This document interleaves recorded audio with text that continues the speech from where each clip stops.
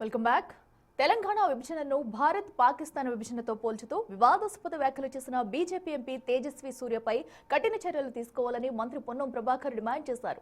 ఈ మేరకు ఆయన రాష్ట్ర డీజీపీ శివధర్ రెడ్డికి లేఖ రాశారు.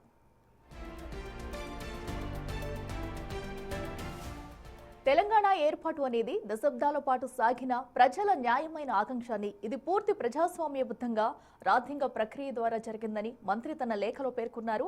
అటువంటి పవిత్రమైన ప్రక్రియను అత్యంత హింసాత్మకమైన భారత్ పాకిస్తాన్ విభజనతో పోల్చడం తెలంగాణ ప్రజల మనోభావాలను తీవ్రంగా గాయపరచడమేనని ఆయన ఆవేదన వ్యక్తం చేశారు. తేజస్వి సూర్య చేసిన వ్యాఖ్యలు చారిత్రక వాస్తవాలను వక్రీకరించడమే కాకుండా ప్రజల మధ్య ప్రాంతీయ విద్వేషాలను రెచ్చగొట్టేలా ఉన్నాయని మంత్రి విమర్శించారు. ఇలాంటి బాధ్యతారాహిత్యమైన ప్రకటనలు ప్రజా సామరస్యానికి విఘాతం కలిగిస్తాయని ఆయన ఆందోళన వ్యక్తం చేశారు.